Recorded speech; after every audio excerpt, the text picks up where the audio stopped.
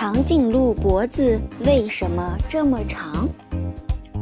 小朋友，相信你一定在动物园里看到过长颈鹿。那么，你知道为什么长颈鹿脖子这么长吗？你也许会在书上看到这样的说法：长颈鹿的祖先脖子并不长，它们主要以地面的灌木丛为食。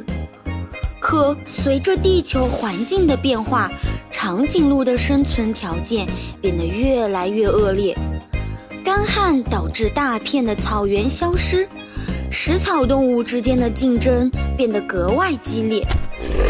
为了生存下去，长颈鹿只得努力伸长脖子去吃树上的叶子。所以那些脖子较短的长颈鹿则因为没有食物而饿死。而存活下来的长颈鹿有机会把脖子长这个特征传递给下一代。经过很多代之后，长颈鹿的脖子就越来越长了。这样的说法看起来很合理，但如果小朋友看到过长颈鹿喝水的画面，就会发现长颈鹿的脖子越长，喝水就越困难。水对于生存也非常重要啊，因此这个说法肯定是有问题的。另外，1996年动物学家们发现，在干旱的季节，大部分长颈鹿都是从较低灌木丛中，而不是高大的树上进食。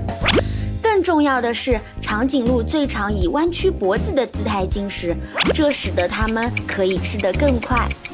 综上，我们发现书上的这个说法是有明显缺陷的。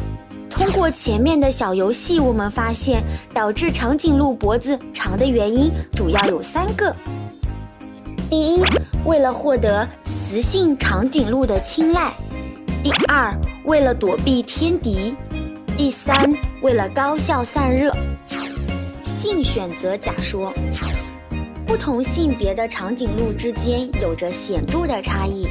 雄性长颈鹿的脖子远远长于雌性长颈鹿，这表明性选择在发挥着重要的作用。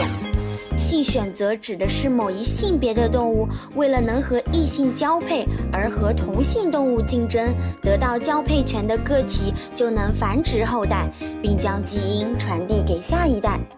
雄性长颈鹿之间往往会通过搏斗来赢得雌性长颈鹿的青睐。在战斗中，长颈鹿会把灵活的脖子和坚硬的头颅当作流星锤，对敌人发起猛烈撞击。因此，体型更大、脖子更长的长颈鹿也更容易在战斗中获胜，赢得与更多雌性交配的机会，从而使得自己的长脖基因不断传播下去。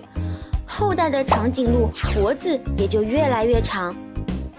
防范天敌，自然界是残酷的，任何一个不留神就可能让自己被天敌攻击。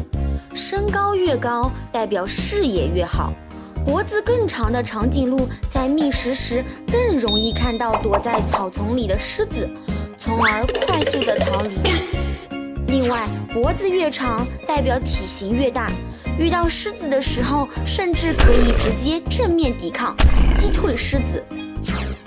高效散热，天气炎热的时候，小朋友可以使用空调来散热，但动物们只能依靠身体结构来散热。相同体重下，身体的表面积越大，就越有利于散热。比如大象2个巨大的耳朵就增加了大象的表面积，大象可以通过扇动巨大的耳朵来散热。而长颈鹿长长的脖子也能够增加长颈鹿的表面积，使得长颈鹿可以在50多度的非洲草原生活。不过，有时这样强大的散热能力也是一种烦恼。当室温低于10度时，长颈鹿就会觉得非常冷。如果你想把长颈鹿放到空调下，你必须把它裹成这样才行。